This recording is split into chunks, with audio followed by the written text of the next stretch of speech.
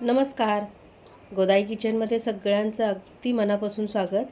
तर मस्त अशी चटपटीत लाल चुटूक अशी आहे ना चटणी बनवली तोंडी लावण्यासाठी. रंग बघा किती सुरेख आला आहे. जेवढी छान दिसायला दिसते तेवढीच चवीला खूप मस्त लागते. अगदी 3 ते 4 दिवस आरामात राहते अशी ही चटणी बनवली. आणि खूप जास्त साहित्य वापरलेलं नाही आहे मी. आणि खूप अशी आंबट गोड तिखट अशी त्याला चव आहे. तर कशाची बनवले मी पुढे सांगते चला. दिसायला किती सुंदर दिसते की नाही बघा. अगदी चटपटीत दिसते. अगदी दिसल्याबरोबर असं वाटतं की पटकन खावी. चपातीबरोबर, भाताबरोबर, तुम्ही डाळ भाताबरोबर खाऊ शकता. ब्रेडला लावून मुलांना देऊ शकता. अशी मस्त अशी चटपटीत चटणी. तर कैरीची चटणी आज बनवते. त्यासाठी इकडे मी तोतापुरी आंबा घेतला आहे. हा थोडासा कडक आहे.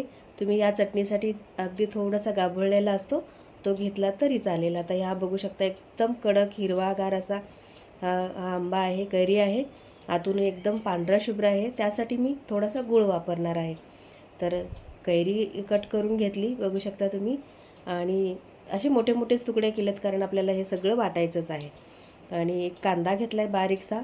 त्याच्याही अशा मोठ्याच तुकडे करून घेतलेले आहेत. 2 मिरच्या घेतलेत. थोडासा गुळाचा खडा आहे.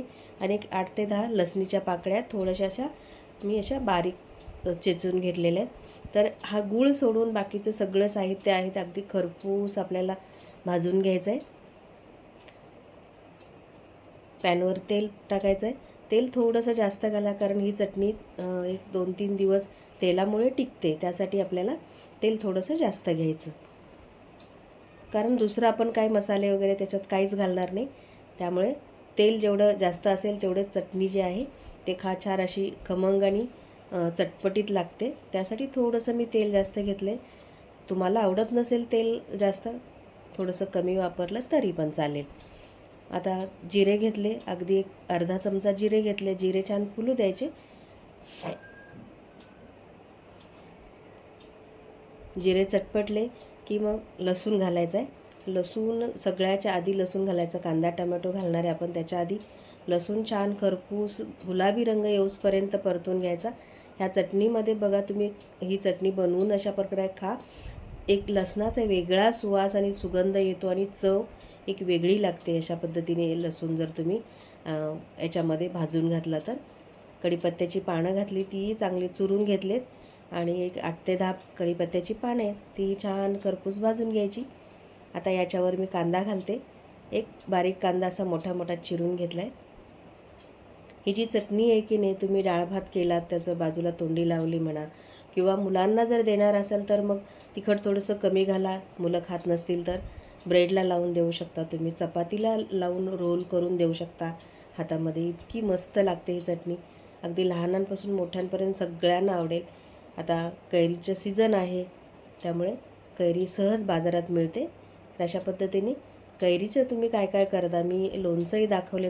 झटपट लोणचं कसं करायचं याआधी व्हिडिओ दिला आहे, तोही बघा. आणि आता ही चटणी अगदी 2-3 साहित्यामध्ये छान बनते आणि खायलासुद्धा अगदी मस्त लागते. तोंडाची चव वाढवते खरं म्हणजे अशा पद्धतीने ही चटणी केली. तर लसूण बघू शकता तुम्ही एकदम लालसर होसपर्यंत परतून घेतला आहे. लसूण अशाच पद्धतीने परतून घ्यायचा आणि मग कांदा घालायचा. हे लसणाचा एक वेगळा सुगंध आणि चव या चटणीला येते. आता कांदा टॅमॅटो कांदा आणि कैरीच्या फोडी आधी छान परतून घेतल्या.